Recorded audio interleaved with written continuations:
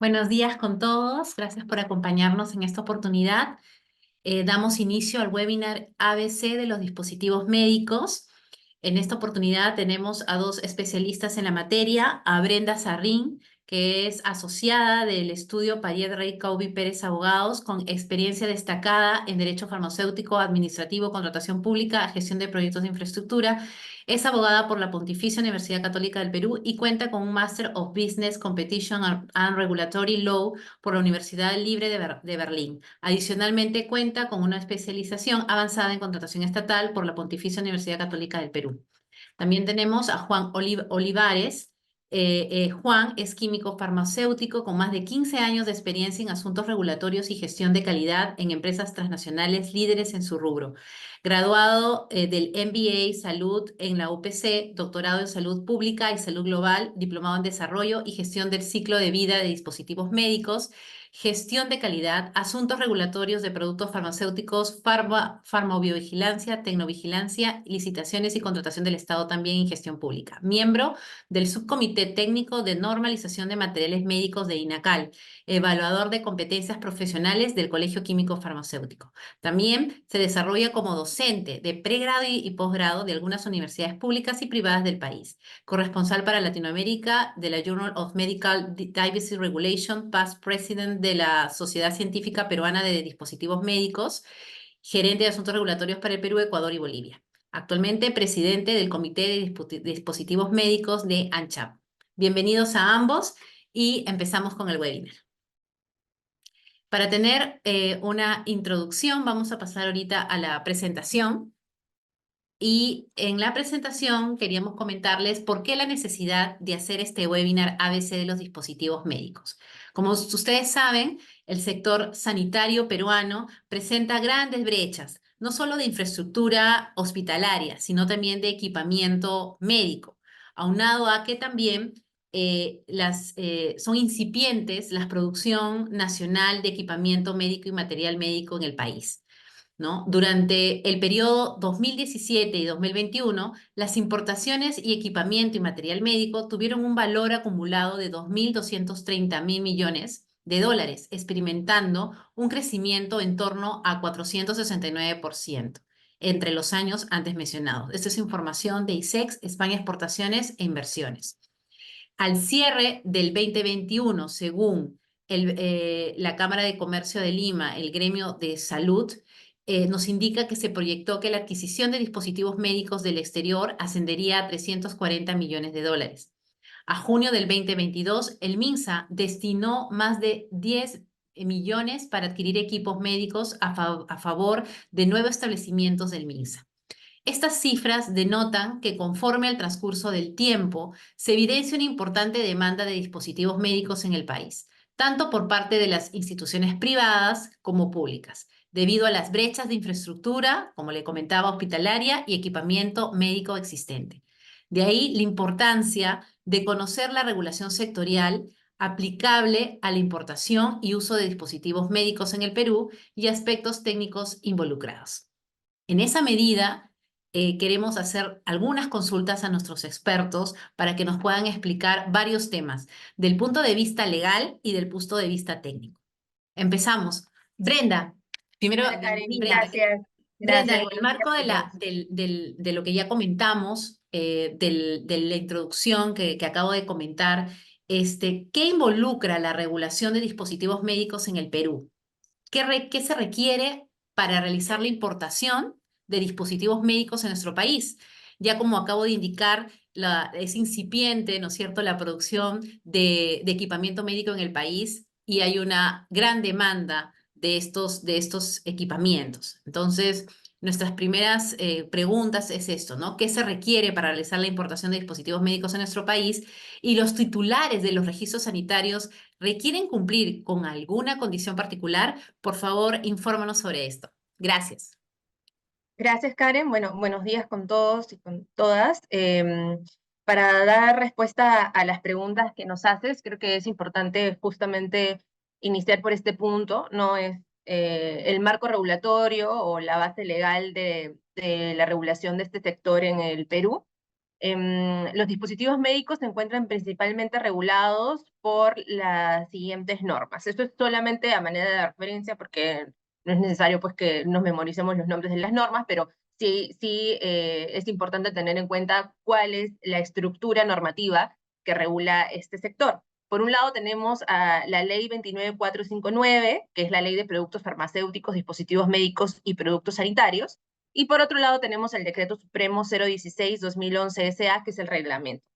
Esta ley, este reglamento, bueno, no se caracterizan por ser tal vez las normas más dinámicas en el sistema jurídico del país, porque no es una norma que se haya modificado mucho en el tiempo.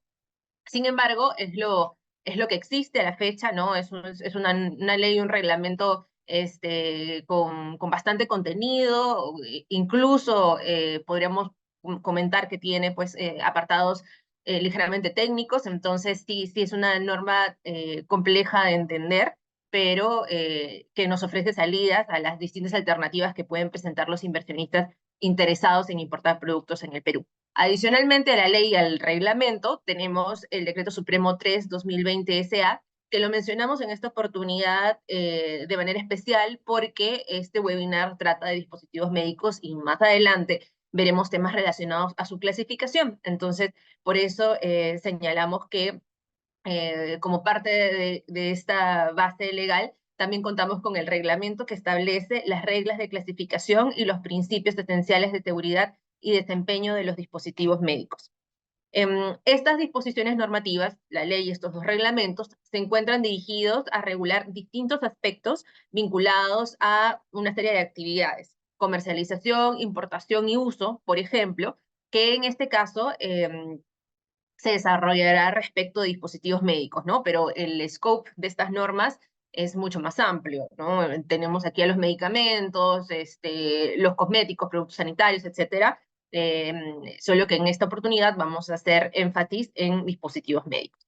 Ahora, todo este marco regulatorio está liderado, pues, ¿no? Por una entidad muy importante que todos conocemos, que es la Dirección General de Medicamentos, Insumos y Drogas, DIGEMIT.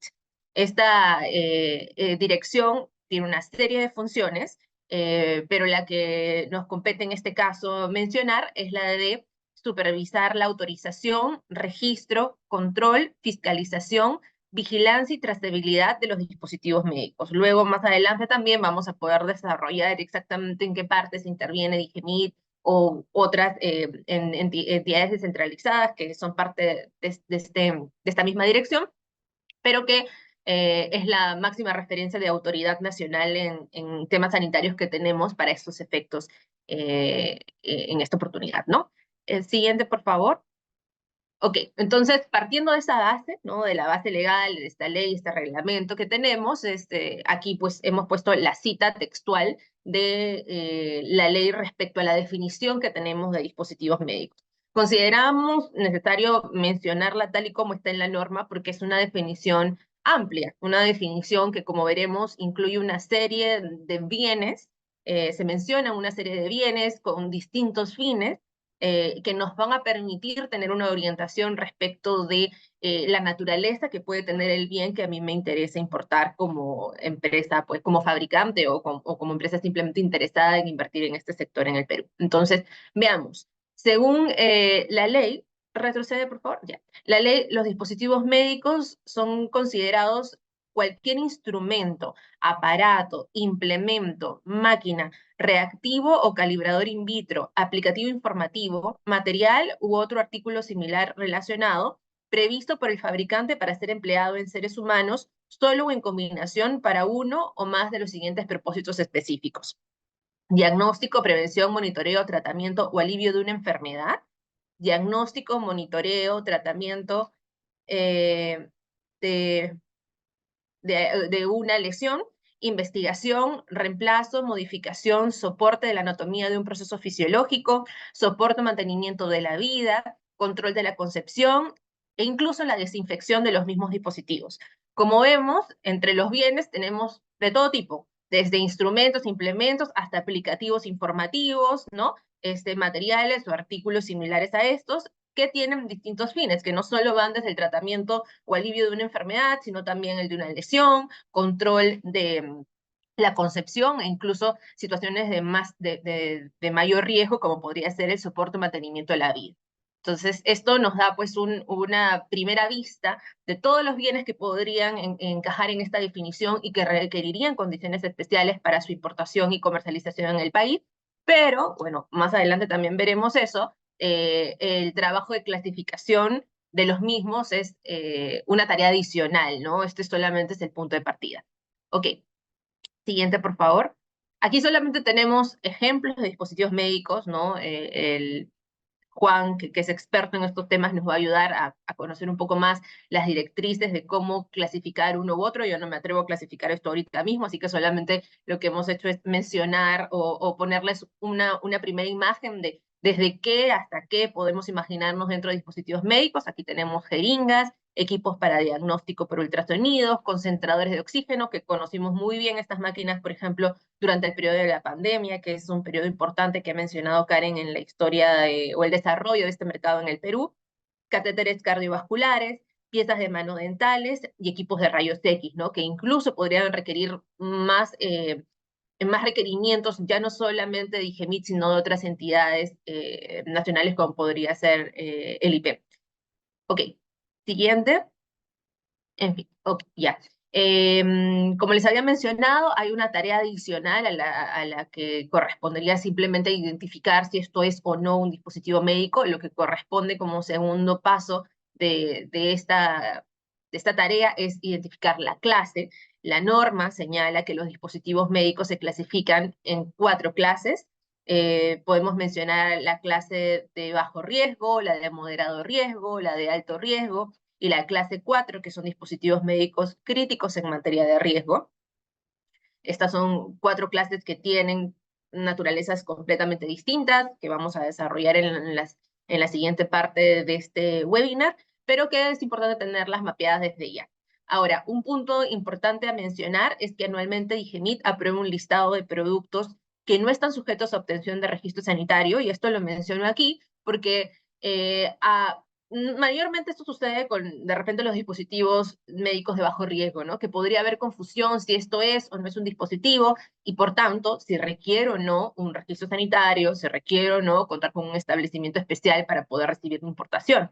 Es sumamente importante definir si es que estamos en uno de estos dos escenarios. Tal vez la línea puede ser un poco gris y este listado que aprueba DIGEMIT nos puede servir de referencia para poder tener claridad si es que el producto requiere o no registro sanitario. Si aún persistiera la duda, obviamente después de revisarlo con los especialistas, con los que cuente, pues, o los asesores con los que cuente cada empresa, incluso se podría hacer una consulta a la entidad pública en base a este listado, pero de acuerdo a nuestra experiencia, yo recuerdo que durante la época de la pandemia se nos hizo muchas veces esa consulta porque habían empresas que no eran parte del sector o no desarrollaban este tipo de actividades, que les interesaba, por ejemplo, importar mascarillas, importar guantes, ¿no?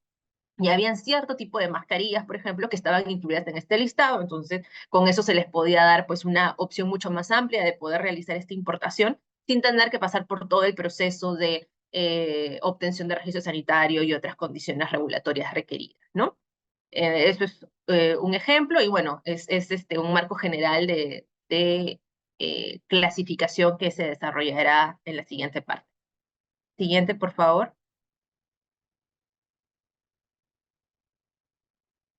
Ok, una vez que se ha determinado entonces que mi producto es un dispositivo médico y que requiero contar con ciertas condiciones regulatorias, ya pues es momento de aterrizar precisamente en esos requisitos para la importación y comercialización en Perú. Entonces, según nuestro marco regulatorio, la importación de dispositivos médicos, independientemente de su clasificación, requieren la obtención de un registro sanitario o un certificado de registro sanitario de dispositivo médico. La obtención de este registro sanitario me faculta o faculta a su titular, ¿no? A una serie de actividades que eran unas de las que mencionaba al inicio, que es precisamente lo que regula este reglamento y esa ley, que podría ser la fabricación, importación, almacenamiento, distribución, comercialización y uso.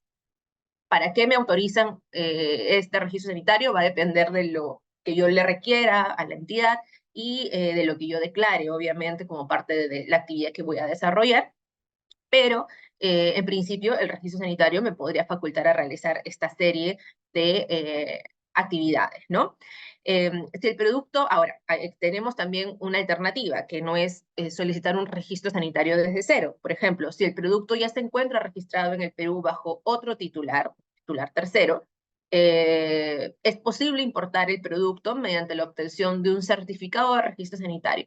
De repente, para ser pues lo más coloquial posible, podríamos decir que esto es como una copia de un registro sanitario que ya, o un duplicado de un registro sanitario con el que ya cuenta, o un titular tercero, pero el producto que a mí me interesa importar bajo ese certificado de registro sanitario tiene que contar con las mismas características del producto que cuenta con el certificado, perdón, con el registro sanitario original, ¿no? Es una alternativa, depende de los requerimientos o de los, de los derechos de repente que quisiera tener la empresa interesada en importar un producto que ya cuenta con un registro sanitario en el país, pero es una opción que en algunos casos funciona. Ahora, un punto importante que hay que tener en cuenta sobre este certificado es que el titular de ese certificado, si bien no es el titular del registro, sino de un certificado, tiene las mismas obligaciones y responsabilidades que el titular de este registro, ¿no? Entonces, eso sí es súper importante tener en cuenta porque no es que yo me pueda salvar o que pueda utilizar este certificado para realizar alguna actividad no autorizada referida a ese producto, porque igual las responsabilidades y obligaciones son las mismas. Siguiente, por favor. Ok, ahora, ¿qué es lo que yo tengo que tener en cuenta? El registro sanitario solo puede ser solicitado por un establecimiento farmacéutico autorizado.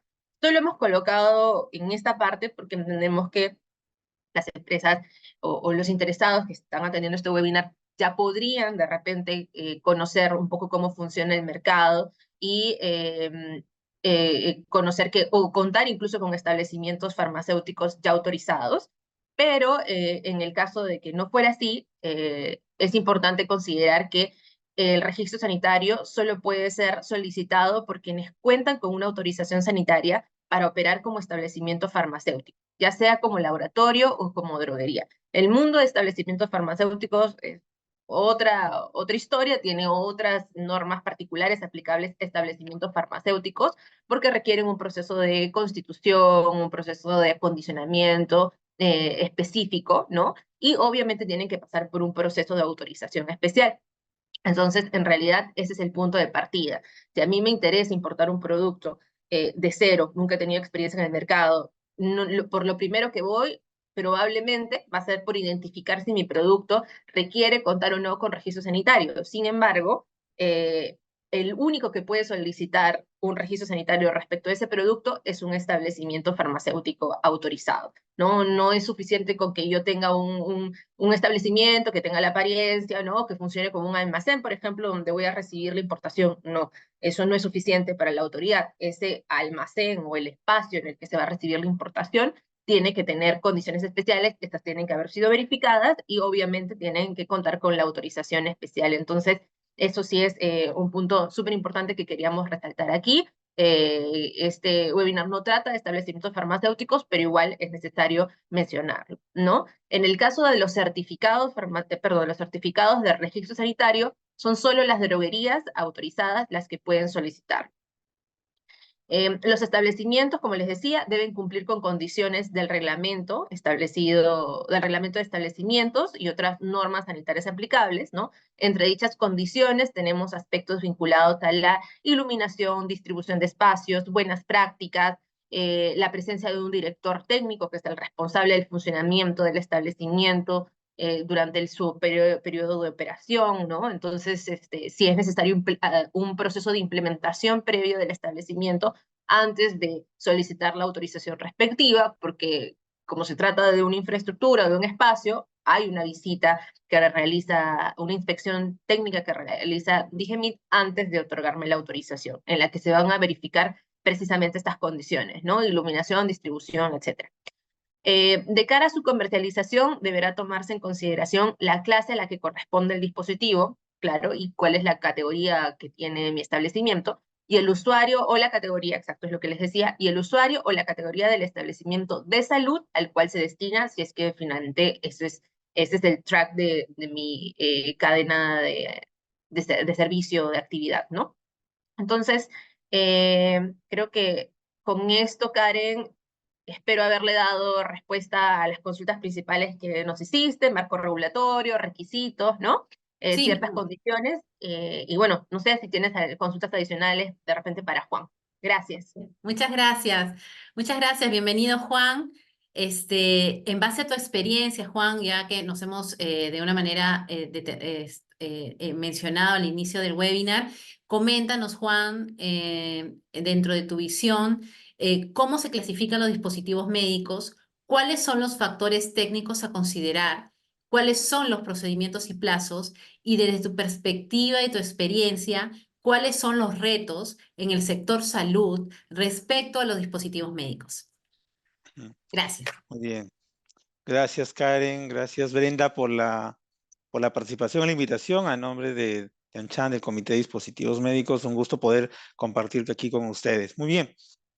Has mencionado hace un momento acerca del marco normativo. Y como bien lo mencionaban, una de las especialistas, efectivamente, esta norma, si bien es cierto, tiene muchos componentes legales, hay un componente técnico muy importante, ¿no? Tenemos una normativa que efectivamente nos dice cuáles son las reglas, pero desde el punto de vista técnico, estas reglas están relacionadas a ciertas características de los productos y que tienen cierto impacto en los trámites regulatorios, ¿no? Por ejemplo, aquí podemos ver que a los dispositivos médicos que van a tener un mayor nivel de riesgo, que en este caso es la clase 4, efectivamente van a requerir un mayor nivel de requerimiento, cumplimiento regulatorio en el sustento de la documentación técnica versus un dispositivo médico de clase 1. Por ejemplo, es natural pensar que efectivamente un dispositivo que va a ser implantado en el corazón, que va a ser implantado en el sistema nervioso central, no va a requerir mayor nivel de riesgo que el dispositivo que va a estar en la superficie de la piel, aquel dispositivo que, por ejemplo, es solo una jeringa, ¿no es cierto? Entonces, eso es lo que nos quiere decir este gráfico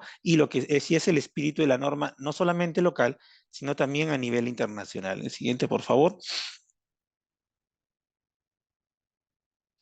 Y yo les hablaba a nivel internacional porque desde hace un tiempo atrás, y esto ya data desde el 2009, desde la ley, ya nuestra autoridad nacional viene incluyendo ciertos conceptos que datan de organismos internacionales importantes en el sector de dispositivos médicos, como es la International Medical Device Regulators Forum.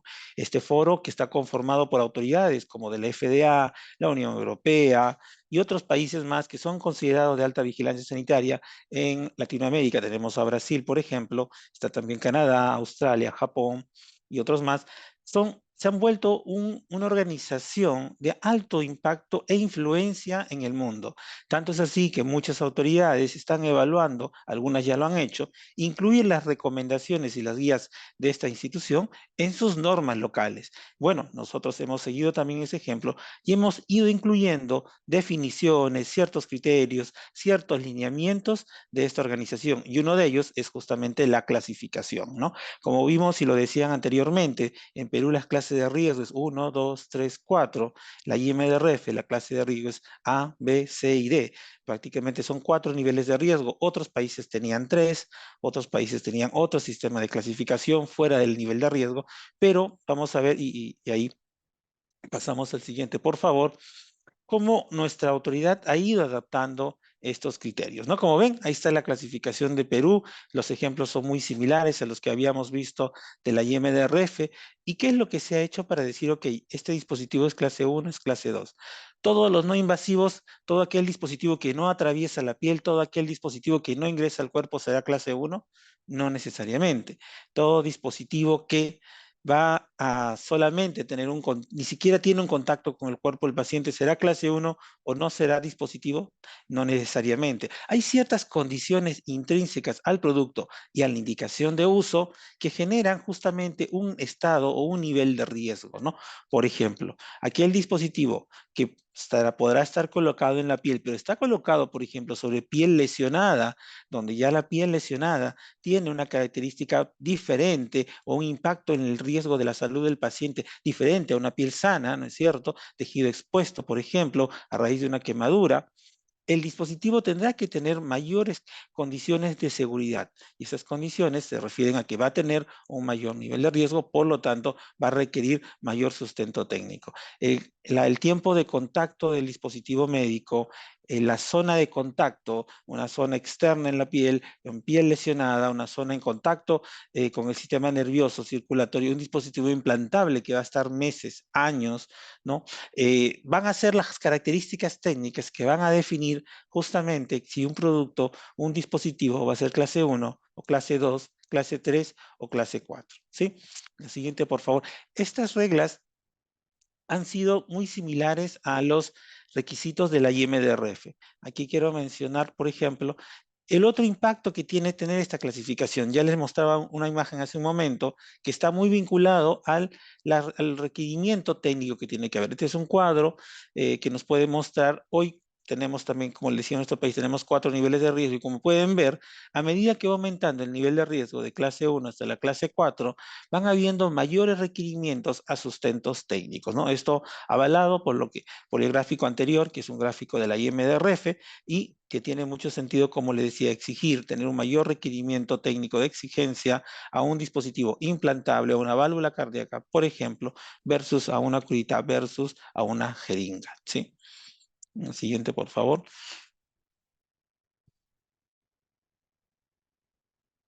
Esta normativa que nos mencionaba hace un momento la especialista Brenda está relacionada al Decreto Supremo 003 del 2020 y este reglamento nos trae una definición muy importante. Uno de los principales criterios para poder definir si un dispositivo va a ser clase 1, clase 2, clase 3 es el tiempo por el cual va a estar en contacto o va a ser el uso continuo del tratamiento, ¿no? En la normativa, y esta normativa local está apalancada, influenciada por la normativa internacional de la IMDRF, se habla de periodos transitorios de corto plazo y largo plazo, donde probablemente un dispositivo médico de uso transitorio podría ser clase 1, donde probablemente un dispositivo médico de corto plazo podría ser una clase 2 y uno de largo plazo podría ser una clase 3 o una clase 4, dependiendo también de la indicación de uso, de la zona de contacto del cuerpo, del nivel de invasividad, va a definir también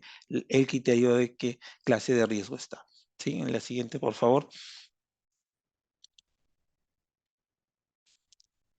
Nuestra norma actual tiene una serie de reglas, son en total 18 reglas, y dependiendo de la ubicación del dispositivo médico, se va a definir cuáles reglas le corresponden y de acuerdo a esas reglas determinar el nivel de riesgo.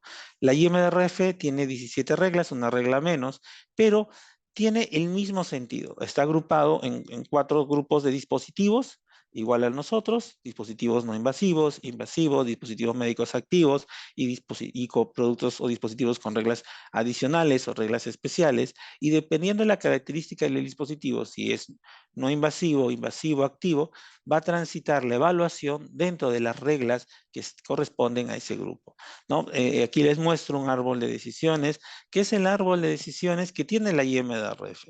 Yo le decía hace un momento, tenemos mucha influencia y tanta influencia que prácticamente la gran mayoría de reglas que nosotros tenemos en nuestra normativa actual es prácticamente una traducción de la normativa de la IMDRF.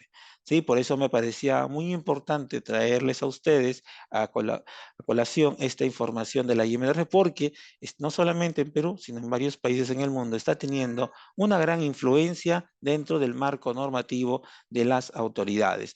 Empezamos en el 2009 incluyendo en la ley la definición de dispositivo médico, que es la definición de la IMDRF, y luego empezamos incluyendo el criterio de a mayor nivel de riesgo, mayor cantidad de documentos técnicos, luego empezamos a adoptar otras definiciones como fabricante, ¿no? Y luego empezamos a adoptar los principios esenciales y también las reglas de clasificación. ¿Nos falta todavía por adoptar otros criterios? Sí, y lo vamos a discutir más adelante, pero quería mostrarles que efectivamente hay una fuerte influencia en los criterios técnicos para clasificar un dispositivo médico en nuestra normativa actual que viene de una organización que a nivel mundial es de referencia, ¿sí? La siguiente, por favor. Hoy en día, y esto es importante mencionarlo, ya que estamos hablando del ABC de los dispositivos médicos, nosotros podríamos tratar de dividir a los dispositivos médicos en dos grandes grupos, ¿sí? Dispositivos médicos de uso in vitro, que está relacionado al uso en el laboratorio clínico, ¿no? A la gran mayoría de nosotros, por no decir casi todos, nos han sacado alguna muestra, ¿no es cierto?, para descarte del SARS-CoV-2 hace algunos añitos atrás, y eso es un diagnóstico in vitro, eso es parte de una prueba de laboratorio clínico, ¿sí? Y eso es un grupo de productos. Y los demás, podríamos decirlo, los dispositivos que no son in vitro, ¿ok? Estas reglas que les habíamos mencionado, estos criterios para clasificar estos niveles de riesgo, esta normativa que les habló Brenda, está relacionado a los dispositivos no in vitro. Hoy todavía tenemos un sesgo en nuestra normativa local que, a diferencia de los productos no in vitro, los in vitro, los que se usan en el laboratorio clínico, todavía no han ido armonizando o evolucionando justamente a los requerimientos internacionales. Hoy no se clasifican todavía en base a nivel de riesgo, sino un listado de especialidades que data de los años 90, aunque nosotros tenemos la perspectiva que esto va a cambiar en el corto plazo. Sin embargo, es importante saber que los in vitro tienen un criterio de clasificación en base a especialidades diferente, no es el riesgo, así como también en el cuadrito que les mostré ven que tienen todavía requisitos muy básicos, muy incipientes que datan de los años 90. ¿Sí? El siguiente, por favor.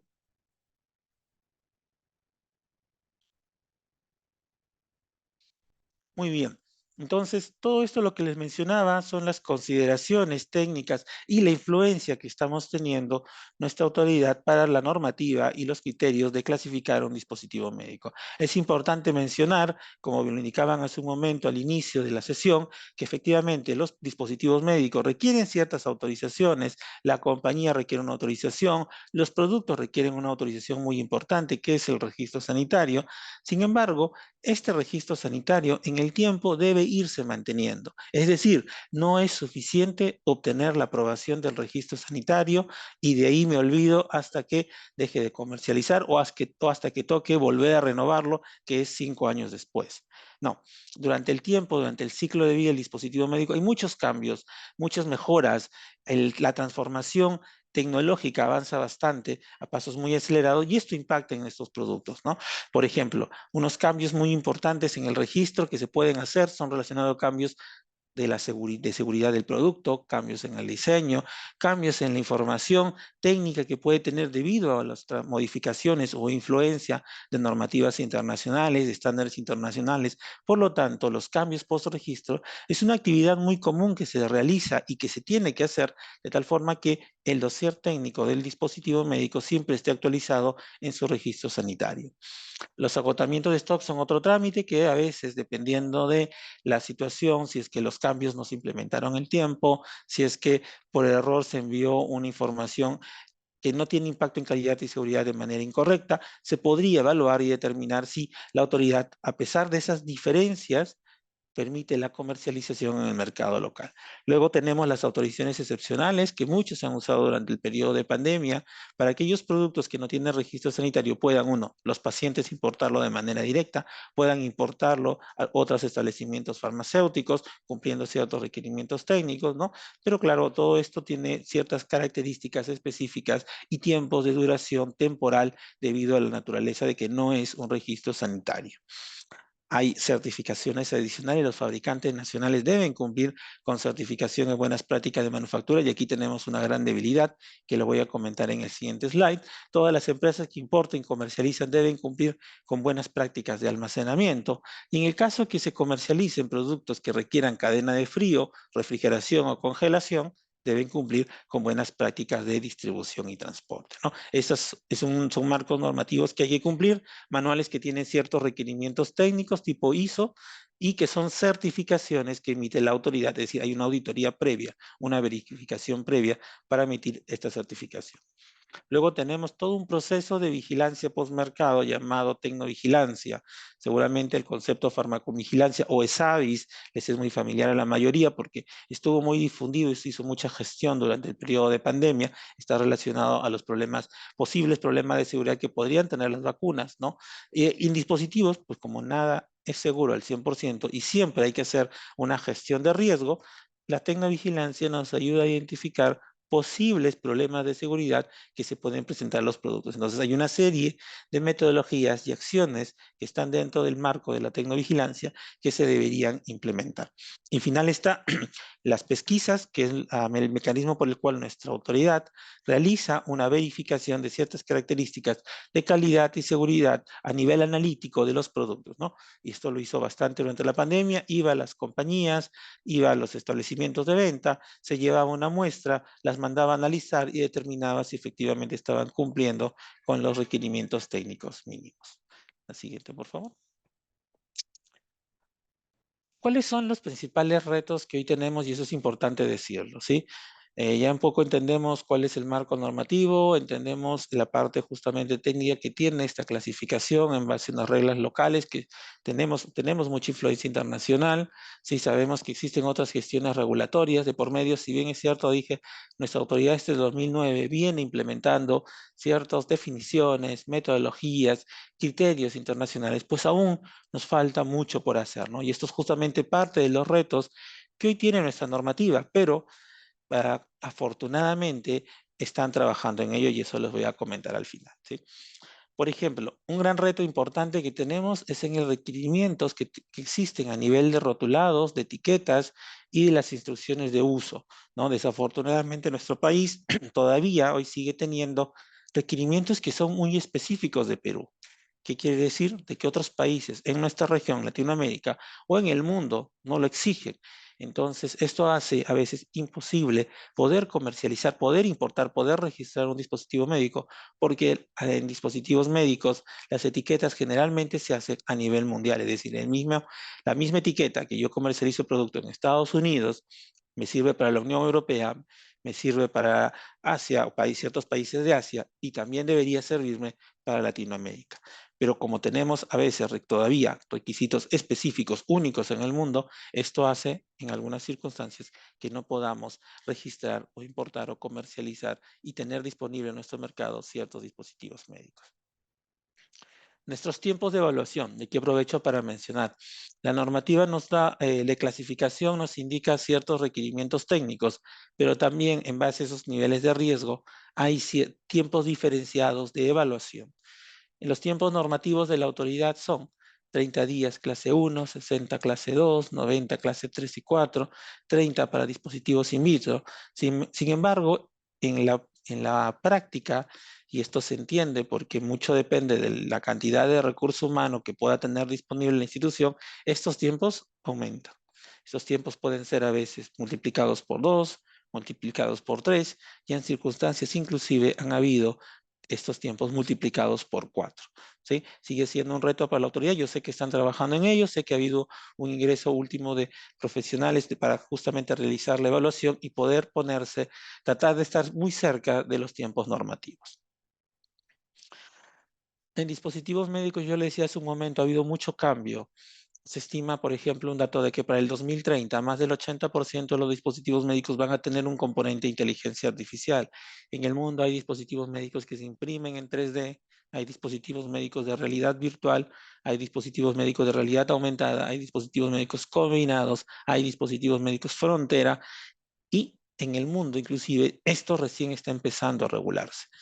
Las aplicaciones que tenemos en el celular, si tienen algún fin médico, podrían ser dispositivos médicos tal vez en el futuro, no lo sabemos aún porque se está trabajando en el mundo en esta regulación. Y es así como estos avances tecnológicos impactan en las normativas y regulaciones de los dispositivos, hace necesario que las normas locales que tenemos también se vayan actualizando. Hoy todavía no tenemos un proceso de actualización rápido de nuestras normativas. La última actualización importante fue en el año 2017 de los requerimientos técnicos, de las definiciones, ¿no? Y de ahí, aquí hacia acá, no hemos tenido mayor actualización. Sin embargo, en el mundo ya han habido nuevas normativas que han salido, que están generando todo un cambio importante, y esto es algo que tenemos que ir mejorando. Nuestro marco normativo, nuestra autoridad tiene que gestionar que nuestras normas estén constantemente actualizadas para que no puedan ser una barrera en algún momento. Hace un momento les hablaba acerca del cumplimiento de los fabricantes locales respecto a las buenas prácticas de manufactura. Y esto es un reto importante porque hoy en día no tenemos un marco normativo vigente alineado al estado de la técnica que entienda la característica de todos los dispositivos médicos. Tenemos un manual muy antiguo, sí, pero que aplique específicamente a dispositivos médicos o a materiales médicos estériles. Entonces, ¿qué sucede de un equipo biomédico? No hay un manual para equipos biomédicos, para dispositivos médicos activos, no hay un manual para dispositivos de diagnóstico in vitro, y así no hay un manual para otros tipos de dispositivos. Entonces, ¿qué hacemos ahí? ¿No fabricamos? ¿Ponemos una barrera a la fabricación local, al desarrollo tecnológico? O algo que desafortunadamente se está haciendo es, ok, sí, pueden poner su planta, podemos auditarles, pero al no tener una norma específica, miramos al lado y tratamos de usar la norma de buenas prácticas de medicamentos, la cual es una realidad completamente diferente, una exigencia completamente abismal y es natural por los medicamentos que deben tener ese nivel de exigencia, pero no aplica a los dispositivos médicos. Hoy todavía nos falta desarrollar esto, ya hay iniciativas en nuestra región y en el mundo. Muchas de las autoridades miran, en vez de desarrollar una norma local que trate de entender y englobar a todos los dispositivos médicos, es pensar en estándares internacionales como la mundialmente usada ISO 13485, que inclusive en nuestra región, a pesar que no es obligatoria, hay más de 60 organizaciones que ya vienen usando esta certificación 13485 y hay iniciativas de algunas autoridades que van a considerarla como referencia en lugar de una certificación de buenas prácticas de manufactura. Hoy tenemos muchos normativos pendientes de emisión y al no tener estos marcos normativos ya emitidos, pues hay mucha discrecionalidad, hay mucho cambio de criterio que se ha venido observando en los últimos meses, desafortunadamente. ¿Sí? Tenemos normativas, por ejemplo, relacionadas a los cambios por registro. Tenemos solamente la norma que nos dice tenemos que o pedir aprobación o notificar los cambios. Pero ¿qué tipo de cambio? ¿Cuál es el sustento técnico para ese cambio? Esto no está definido y en teoría debe salir en una directiva específica, que la estamos esperando ya más de 3 años. Y desafortunadamente, al no haber este marco normativo, se ha vuelto muy discrecional, ha habido mucho cambio de criterio últimamente. Les decía hace un momento que los dispositivos de diagnóstico in vitro no están actualizadas la normativa en base al estado de la técnica y la influencia internacional. Hoy están todavía en base a una normativa de los años 90 y esto tiene que cambiar porque los requerimientos técnicos, con el fin de asegurar que nuestros pacientes y los resultados clínicos que ellos reciban sean resultados confiables, resultados seguros, pues tenemos que actualizar nuestra normativa. Por suerte, nuestra autoridad, y esto lo hemos hecho desde el Comité de Dispositivos Médicos de AmCham, hemos impulsado la revisión de esta normativa, hemos presentado una propuesta, hemos presentado los puntos relevantes que deberían cambiar, y hoy en día sabemos que nuestra autoridad nacional junto con el Ministerio están trabajando justamente en prepublicar un nuevo proyecto que podría ser el nuevo marco normativo para estos dispositivos in vitro. Bueno, venimos esperándolo desde finales del año pasado, esperamos que próximamente tengamos buenas noticias respecto a este marco normativo que creo que todos los actores de la industria, la sociedad civil y la autoridad hemos coincidido en la importancia de la modificación y sobre todo en los puntos relevantes que estarían siendo considerados. Tenemos pendiente un manual de tecnovigilancia todavía por emitir, en el sector farmacéutico existe el manual de la farmacovigilancia.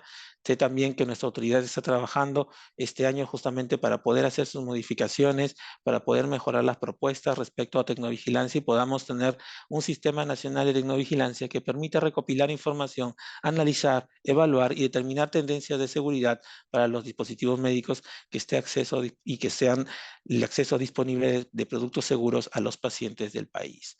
Desde el sector de dispositivos médicos, el Comité de Dispositivos Médicos en AmCham, hemos también impulsado todo un cambio normativo relacionado justamente al estado de la técnica que permitirían que nuestra autoridad pueda bajar o eliminar ciertas barreras que hoy día tenemos y pueda permitir el acceso a dispositivos de innovación, a dispositivos más seguros y también obtener mayor oferta disponible para nuestros pacientes en el país. Y el último, ni no menos importante, el flujo de comunicación con la autoridad. Teníamos un flujo de comunicación anteriormente más fluido, ya sea porque era presencial, porque había espacios de comunicación, porque sabíamos de manera muy transparente quiénes estaban a cargo de los expedientes y se podían definir y discutir técnicamente con ellos. Hoy en día el flujo de comunicación todavía sigue siendo un reto porque se rompieron esos canales de comunicación que habían antes, ya sea por la pandemia, ya sea por cambios en la institución, y es importante que se puedan establecer. Afortunadamente, estamos teniendo canales de comunicación con los gremios, ¿no? Con AmCham estamos teniendo y entre otras organizaciones más, pero es importante que estos canales sean abiertos a todos los administrados y a toda la población en general en su conjunto. El siguiente. Listo, muchas gracias. Muchas gracias, Juan, por tus aportes muy interesantes. Tenemos algunas preguntas. Ahora, si en el transcurso de las que estoy formulando, alguna de las personas que están asistiendo necesitan hacer algunas preguntas, lo pueden hacer en el módulo de preguntas y respuestas y las podemos formular. En caso que no se puedan responder, lo pueden enviar a eventos@prcp.com.pe. Muy bien, tenemos algunas preguntas, Juan y Brenda. Para Brenda, ¿se han contemplado excepciones a la obligatoriedad del registro sanitario de los dispositivos médicos? ¿Autorización sanitaria excepcional? Eh, Uy, sí. Sí, Karen, justo como lo mencionas, se trata de escenarios de excepción y como su nombre propio lo indica, son autorizaciones excepcionales, ¿no? Que se dan en situaciones específicas. O sea, la norma también lo ha detallado así, como por ejemplo situaciones de urgencia o emergencia declarada, que es el periodo que perfectamente conocemos que se dio durante la pandemia, ¿no? Allí bastaba con presentar a la autoridad la norma o mencionar la norma que declaraba esa situación de emergencia para poder justificar o sustentar la necesidad de importar un producto sin contar con el registro, porque es justamente un escenario de emergencia. Luego también tenemos otro supuesto de fines exclusivos de investigación, fines exclusivos de capacitación. En estos dos casos también los requisitos que se deben presentar son documentos que sustenten precisamente la investigación o que se trata de una investigación validada, acreditada, ¿no? Y lo mismo con el caso de la capacitación. Luego también tenemos ya escenarios de requerimientos individuales, ¿no? Ya no tanto para satisfacer o para cumplir de repente con fines empresariales o corporativos, sino más bien prevención y tratamiento individual, ¿no? Justificando ante la autoridad que se requiere un producto específico que no está en el mercado para el tratamiento de una enfermedad eh, determinada. Luego también en situaciones de salud pública en las que se demuestre la necesidad y la no disponibilidad de estos productos en el mercado nacional. Esos son algunos casos que de repente no son el común denominador, como les digo, del sector farmacéutico, que están un poco fuera del hecho de la comercialización de estos productos en el mercado, pero de igual manera es información que es importante tener en cuenta cuando estamos en escenarios puntuales, ¿no? Eso Ujú. es lo que te puedo comentar. De acuerdo. Para Juan, ¿los plazos legales establecidos para el trámite de los registros sanitarios se cumplen en la práctica? Aproximadamente, ¿cuáles son los plazos que maneja la entidad y cuáles son las principales causas de retraso? Ok. Justo mencionaba que los plazos normativos, por ejemplo, para una clase 1 son 30 días y en la práctica podrían llegar a 60, 90 y en algunos casos inclusive a 120, ¿no? Como en todo, el recurso humano siempre es un factor importante y cuando se junta, cuando hay una alta demanda, es decir, altas cantidad de sometimientos de trámites, pues hacen que la autoridad pueda colapsar. Ha habido situaciones en donde sí, no voy a negar, los tiempos han reducido bastante, considerablemente. En algún momento fueron, por ejemplo, los clase 1 no pasaban de los 45, máximo 60 días, ¿no? ¿Y esto por qué? Porque efectivamente, durante el proceso de evaluación, cuando el expediente o el dossier técnico llega a un representante de la autoridad, lo revisa, este emite observaciones, es decir, dice, oye, el documento le falta tal información o este documento no cumple técnicamente, y claro, ahí se detiene el proceso y se genera un espacio para que el administrado pueda responder y eso también puede prolongar el tiempo, ¿no? Entonces tenemos dos factores, a veces el tiempo de respuesta del administrado para cubrir esas notificaciones, esas observaciones y también la alta carga y la cantidad de recursos humanos que pueda tener disponible la institución. Ujú. Perfecto. Brenda, ¿existe alguna alternativa en caso una compañía se encuentre interesada en importar dispositivos médicos pero sin ser droguería? Sí, es una práctica más que corresponde al mercado que al marco legal, pero y también para de repente importación de productos que se van a dar en un corto plazo, no sé, que es la posibilidad de contratar a una droguería que opere como el holder del registro sanitario del producto que me interesa, ¿no? Pero hay que tener en cuenta que quien va a ser responsable y titular de los derechos y obligaciones va a ser este holder, este titular que ante la autoridad que sería la droguería constituida. Por eso también es una salida, sí, cuando estamos de repente en formación de la idea de negocio, ¿no? O unas primeras importaciones, pero no es algo que de repente vaya a ser sostenible en el tiempo, sobre todo si se trata de una empresa interesada en desarrollar esa actividad económica en el Perú por un largo plazo, ¿no? Porque eventualmente va a ser muchísimo más conveniente la constitución de su propia droguería y que sea pues el que tenga el control sobre cualquier tipo de actividad que se lleve sobre ese bien y también ante la autoridad, en este caso es DIGEMIT. Ya, perfecto. Y Juan, finalmente, ¿los requisitos documentales para obtener el registro sanitario pueden ser presentados en idioma distinto al español? ¿O existen requerimientos adicionales al respecto? Ujú. Hasta hace poco, y es porque hace unos meses atrás nuestra autoridad emitió justamente una normativa de excepción, ¿no? En teoría, la gran mayoría de documentos se presenta con una traducción simple al español si es de un idioma extranjero. Sin embargo, hay dos documentos técnicos que se llama informe de gestión de riesgo y de evaluación clínica que podrían presentarse en inglés, salvo ciertas partes de esos documentos que sí tienen que ser presentados con traducción al español, ¿no? Y aprovecho para comentarles justo en una reunión que tuvimos, ¿no? Como gremio, conversamos con la autoridad porque en producto farmacéutico y otras autoridades de dispositivos médicos de la región ya aceptan otros documentos en inglés. Ellos estuvieron abiertos a poder seguir discutiendo y evaluando la posibilidad de que otros documentos más se puedan presentar sin traducción, pero claro, mientras lleguen en el idioma inglés. Ok, ok. Bueno, muchísimas gracias. Creo que acá tenemos una pregunta para Juan Olivares. ¿Qué tan viable y necesario podría ser elaborar un similar al Petitorio Nacional aplicado a dispositivos médicos? Es decir, exigir un mínimo de dispositivos médicos no in vitro a las oficinas farmacéuticas y dispositivos médicos uso in vitro a otros centros de atención de salud, por ejemplo, bancos de sangre. Interesante pregunta.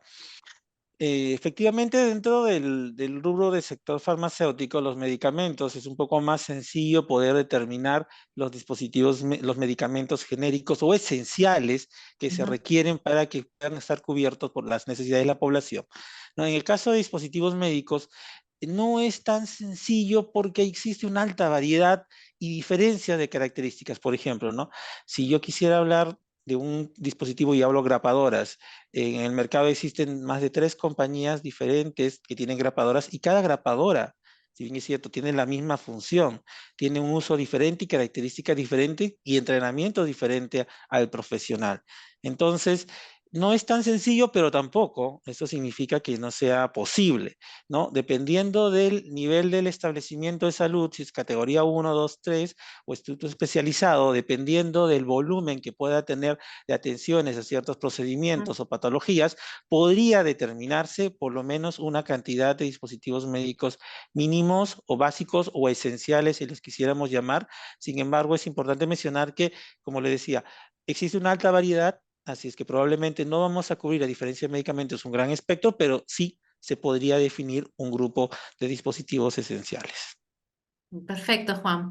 Muchísimas gracias a todos por acompañarnos en esta oportunidad. Gracias, Juan, por la oportunidad y gracias a todos los que nos acompañaron hoy. Buenos días. Gracias, buenos días. Gracias, buen día.